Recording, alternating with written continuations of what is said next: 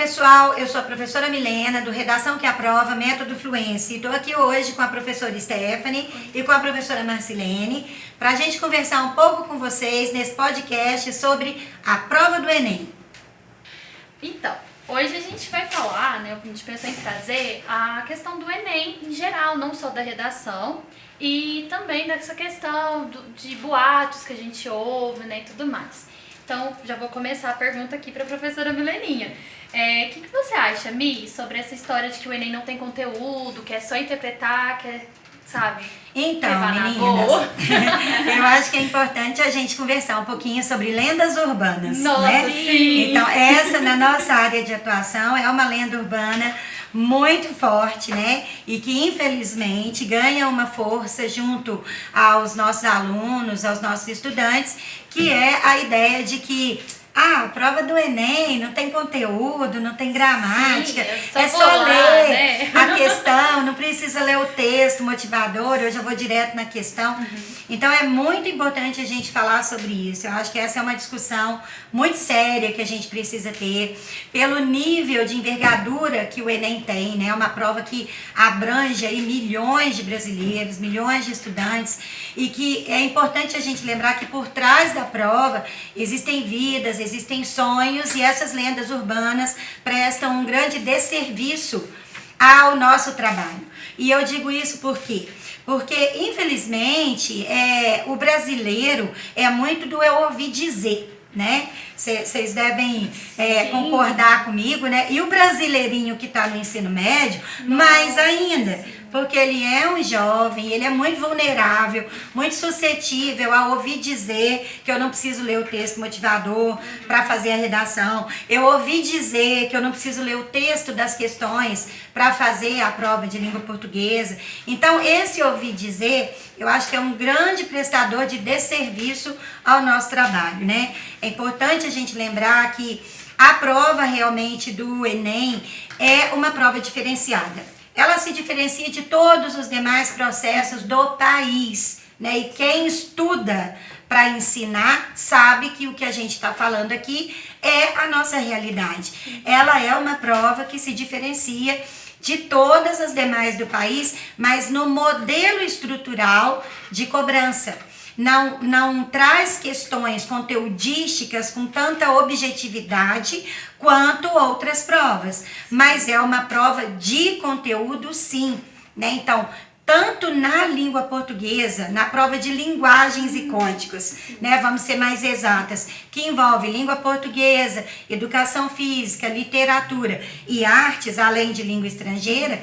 Mas a prova de linguagens é uma prova que exige um domínio de leitura e um nível de aprofundamento maior do estudante. Então, por isso que é muito comum a gente ouvir os estudantes dizerem: eu tenho mais nota na matemática, por exemplo, do que nas linguagens. Por que isso acontece? É porque o nível de leitura e de interpretação está abaixo daquilo que é exigido na prova. Então, vamos quebrar essa lenda urbana, né? Então, seja na prova de linguagens, a leitura do texto motivador é sempre uma condição básica para você se sair bem e conseguir compreender qual é o nível de interpretação que está sendo exigido. E na prova de redação, lembrando que muitas vezes os textos da prova de linguagens vão te ajudar na prova de redação, embora o Enem não tenha uma prova temática, né? Vocês vão concordar comigo, não é uma prova temática, não tem necessariamente uma dependência entre os conteúdos, mas os textos que são em grande quantidade da prova de língua portuguesa, de linguagens de modo geral, são textos que podem ajudar também na prova de redação. Então, no nosso caso, acho que a gente concorda, né, pessoal, que a dispensabilidade da prova, da leitura e do conhecimento dos conteúdos do ensino médio, isso é condição inicial para quem pretende ter um bom desempenho do Enem, né? Sim. Você falou uma coisa muito interessante, Mi, sobre essa questão do ouvir dizer, né? que os alunos são aluninhos ainda, nossos pequenos seres humanos, eles ouvem, né, essa história do porque não precisa interpretar por parte de profissionais. Sim. E isso é muito sério, né? Porque o profissional tá ali, vai dar esse respaldo, né? Porque lógico que ele vai confiar, né, nessa opinião da pessoa que tá ali para ajudar ele a alcançar esse sonho, né? De passar em uma universidade, conseguir uma nota boa. E se ele confia nisso, né? Se ele acredita nisso, né? É bem complicado, é bem triste. É verdade. Pessoal, só fazendo uma observação, né? Lá venho eu com meus comentários. Com certeza. Eu acho que é muito legal a gente aproveitar o espaço para a gente conversar sobre questões que são importantes e que fazem parte do nosso ofício, né? Ser professor é diferente de estar professor. Sim. Né? Somos professoras, nos preparamos para isso, fizemos faculdade, especialização, pós-graduação, na nossa área de atuação. Então, eu, por exemplo, não me atrevo a ser médica, né? Não me atrevo a ser advogada, engenheira, ou seja lá o que for. Mas, infelizmente, no Brasil, e aí, Stephanie, eu quero voltar a essa sua fala do ouvir dizer, que muitas vezes tem origem no próprio profissional. Mas é bom a gente lembrar, e a gente não está aqui para achincalhar ninguém, né? Mas assim, a César o que é de César e ao professor o que é do professor de fato, né? E o professor que está professor, muitas vezes, é um professor auleiro, né? Então ele entra numa indústria, a gente tem isso realmente no Brasil, uma indústria de aprovação, né? Que é a indústria dos cursinhos de modo geral, problema nenhum, né? Mas muitas vezes esse professor auleiro, ele não tem o preparo para compreender que ele não está apenas preparando o indivíduo para entrar numa universidade. Ele vai alcançar o sonho de entrar na universidade, mas ele vai precisar continuar se comunicando e bem como profissional. Nós temos aí casos de inúmeros alunos que entram com nojo de fazer redação, né, meninas? Sim, no nosso curso, nós temos uma história longa de alunos que começam a fazer o curso, eles têm aversão, nojo, de fato, a fazer redação. Mas com o processo, eles vão primeiro quebrando o bloqueio, porque esse é o primeiro passo, e compreendendo que é possível sim, no pequeno espaço de tempo, escrever e escrever bem, com competência. Depois ele vai conseguir melhorar o tempo de escrita e melhorar o repertório. Sim. O que é o repertório? Saber falar sobre, né? Então, eu acho que esse aluno, né, e a gente tem inúmeros exemplos de alunos, né, que passam por nós e que já estão nas universidades e que voltam para nos dar feedback, dizer, professora, eu estou fazendo curso de medicina e o meu professor pede relatório toda semana. Resenha crítica, o meu professor pediu um resumo, o professor pediu... Eu sei fazer, né? Então, professor, eu achei que eu nunca mais fosse ter que fazer redação na vida, mas graças a Deus eu aprendi que eu tenho que fazer todo dia. Então, eu acho que é muito bacana a gente lembrar o orgulho de ser professor e o orgulho da autoria do aluno, né? Do nosso lado, a gente tem esse orgulho porque nos preparamos para isso de fato, né? Nosso interesse é, sim, ajudar o aluno a que ele alcance o resultado dele, para que ele possa entrar numa universidade, porque nós passamos por ela e nós sabemos o tanto que isso faz diferença na nossa vida. Educação muda a vida, gente, né? Educação muda uma história de vida, mudou a minha. Mudou a minha também. Então, mudou a nossa, gerações diferentes, né? Mas a educação muda a vida, estar num nível superior nos torna pessoas muito mais antenadas a tudo que está acontecendo no mundo, muito mais capazes de interpretar e de talvez alterar, modificar, nem que seja o nosso metrinho quadrado. Mas a gente quer ir além disso, né? A gente quer que esse aluno, de fato, continue nos dando esse retorno, dizendo que, nossa, um dia eu já detestei vocês pelo que vocês representavam. Porque vocês representavam a minha obrigatoriedade de aprender a fazer uma boa redação. E hoje eu sou grato ou grata porque eu tô lá na minha faculdade e os meus professores têm me pedido isso e eu aprendi de fato. Temos até o caso de uma aluna, né, que deu um depoimento. Sim, ai, muito lindo. Muito linda. Vocês podiam me ajudar? Como é que ela fala sobre escrever o nome? Ela fala assim que a gente não ensinou só a escrever o nome, mas também outros nomes. E isso é lindo, né? Porque é uma metáfora linda quando a gente entende que o nosso processo de interferência na vida desses alunos é um processo de interferência imediato. Eu quero aprender a fazer para eu passar, para eu alcançar a minha vaga. E, pessoal, sem uma boa redação, nada feito, né? Não temos como. É porque são 1000 pontos só numa prova de redação de Enem. Então, não dá para imaginar esse sucesso sem essa prova. Mas a gente quer ir além, porque a partir do momento em que você quebra o bloqueio e você conquista esse aprendizado, ele é crescente, ele não para nunca. Perfeito. Eu queria só lembrar de uma história, né? Que a Helena comentou quando eles vão para a faculdade e eles lembram da gente.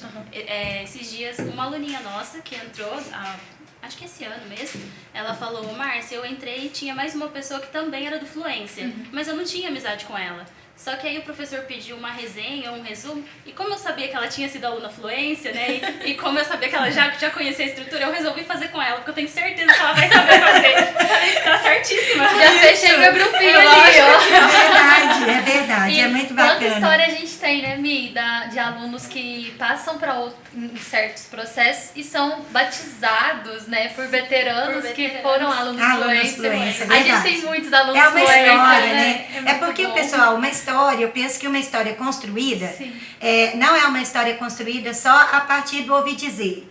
Né? No nosso caso, a história está sendo construída pelas comprovações. Então, nós temos uma história de muitos resultados, né? Os nossos resultados são muitas vezes surpreendentes. Mas, por outro lado, é interessante a gente lembrar, de vez em quando a gente recebe, né? Um aluno ou outro, vocês vão se lembrar, aquele nosso aluninho de uns 4, 5 anos atrás, ele subestimava a prova do Enem, né?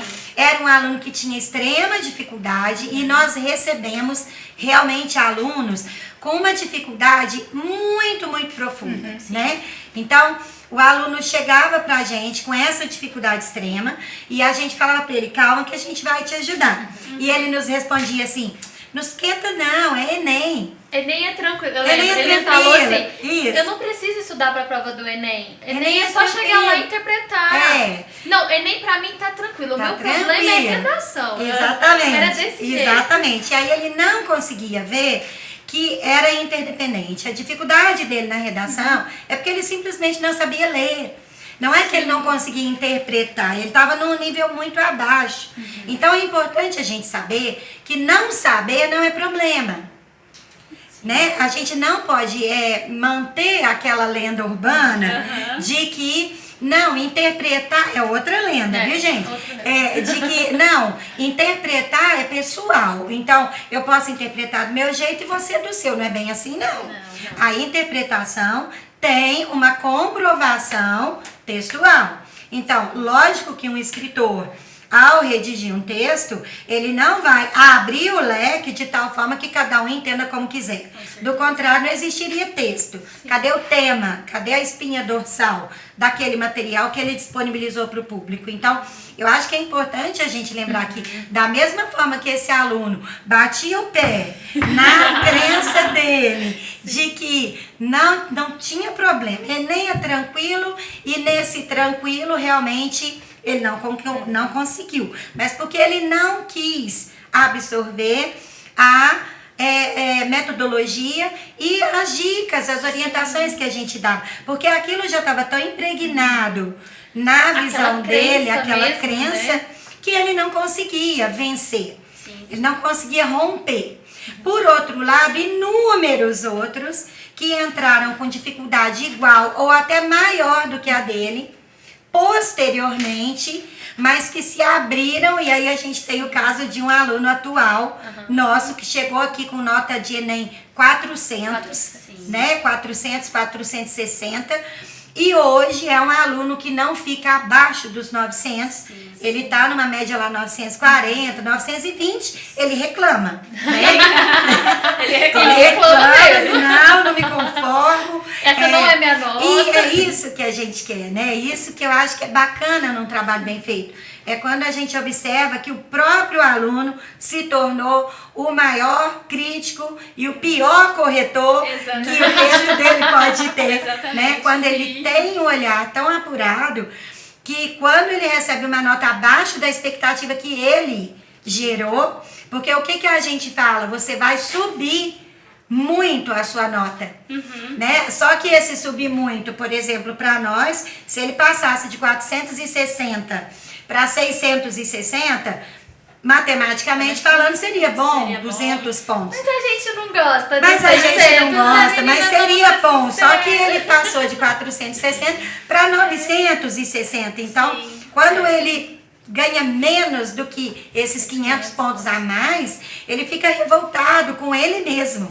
Então, eu acho que é isso que gera a manutenção da nota, porque é um outro ponto importante. Sim. Alcançar não significa manter, né? A gente tem que ter a humildade para alcançar a nota e saber que cada texto é um texto, né? Não é porque eu alcancei na redação cujo tema era X, é que no próximo da semana que vem eu vou ter a mesma nota, né? O seu empenho tem que ser o mesmo ou maior, a sua dedicação e o seu cuidado com o texto. Eu acho importante me também disso que você falou de manter a nota, é de entender também essa parte, né? Que não é alcancei, agora eu vou relaxar, não preciso mais me dedicar, não preciso mais estudar. O comodismo, não é? Exatamente, não se Exatamente. acomodar, porque aquela nota não é uma nota sua, é a nota daquele texto. Exatamente. Né? E É. que esse aluno nosso, ele entende, ele é capaz de mais e ele não aceita o que menos do que ele merece, porque ele Exatamente. sabe do potencial que ele alcançou hoje. Exatamente. E tem uma coisa interessante também a esse respeito, meninas, quando ele chega pra gente e ele teve um caso de uma aluna, né, que passou por nós, ela foi aprovada em medicina e anterior a isso, ela é de outra cidade, né, de um lugar aí do Brasil, e ela fez o seguinte comentário comigo. Eu não quero mais que você corrija a minha redação, porque todas as vezes que eu posto uma redação num curso da internet, eu tiro mais de 900. E com você, eu tiro nota baixa. Então, eu respondi para ela, há quanto tempo você tem tirado essas notas acima de 900? Ela me falou assim, já faz 2 anos que eu faço curso da internet. Aí eu falei, quantas vezes você passou? Aí ela não me respondeu nada. Então, e ela passou agora, né, fez o curso conosco, e assim que ela terminou o curso, ela pegou o resultado e foi aprovada numa faculdade de medicina. Então, é legal a gente pensar, assim, que você vai encontrar cursos e cursos, e a gente respeita todos. Sim. São escolhas individuais, a que os alunos têm acesso e têm direito, mas a gente tem que se lembrar de que quando a gente escolhe fazer um trabalho bem feito, esse trabalho bem feito tem que ser pautado na objetividade daquilo que se pretende alcançar. Né? Então, do lado do aluno, o que vocês falaram, né? Aquele texto trouxe uma nota 980, mas foi aquele texto, o orgulho da autoria é seu, o mérito é seu. Quando o aluno às vezes fala, eu devo a vocês, não, a gente segura a lanterninha para iluminar o caminho, né? A gente quem dá não as faz isso ferramentas, são eles, né? mas quem faz o orgulho da autoria, a gente faz questão de dizer, é seu. Então, esse empenho é seu. Se nós não tivermos essa consciência, você pode fazer um curso de redação na NASA. Se você não fizer a sua parte, o resultado vai ficar a desejar. E é isso que nós não admitimos. Na nossa linha de raciocínio, nós somos tão vaidosas em relação ao trabalho feito e aos resultados que temos colhido ao longo da nossa história, que a gente não admite, que o aluno não incorpore a parte que lhe cabe. E da nossa parte, a gente também não admite que a gente deixe alguma coisa sem ser trabalhado. Com certeza. Sim. Então, eu acho que, para fechar, né, meninas, eu queria deixar bem claro, né, esse ponto, Márcia, da questão de subestimar mesmo a prova do Enem, sim, a questão... Porque, querendo ou não, né, gente, são profissionais que fazem essa prova. Sim. E é uma prova que tem como a Mileninha já falou em vários momentos, é uma prova muito diferente dos outros processos, mas ela tem um motivo de cada coisa que está lá dentro, né? Então, acho que é bem legal a gente falar desse tópico também, né? Isso, eu acho que é importante. Você quer comentar? Não, eu só queria comentar assim, em relação a esse subestimar, né? Como a gente estava falando de interpretar o texto. Às vezes os meninos, eles ignoram algumas outras partes, por exemplo, interpretar é ler e compreender o texto. Mas é muito além disso, né? Na verdade, tem conjunções ali, a parte técnica, né? A parte estrutural. Né? Tem fonte, tem data, tem um enunciado que te orienta a chegar em algum lugar. Isso, exatamente. Né? Então, às vezes, o aluno não lê o texto, ou então ele passa pelo texto muito rapidamente. E aí não interpreta o enunciado direito. Não interpreta o enunciado e aí ele encontra uma sugestão não, uma alternativa que fala sobre o texto, mas não é aquilo que o enunciado está pedindo. Exatamente. Porque é uma prova que é feita dessa forma, né? Ela é feita para gerar para pegar esses alunos que vão passar o olho por cima e vai chegar nessa alternativa. Só que aqueles que realmente interpretaram, levaram a sério a prova, porque tem muito caso também, o aluno fala assim, Stephanie, realmente, né, eu não interpretei o enunciado.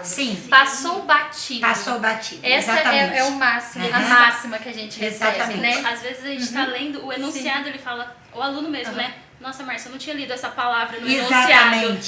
Mas está no enunciado, né? Esse é o ponto-chave da questão. E aí, essa semana, para exemplificar, eu tive uma situação com uma aluna.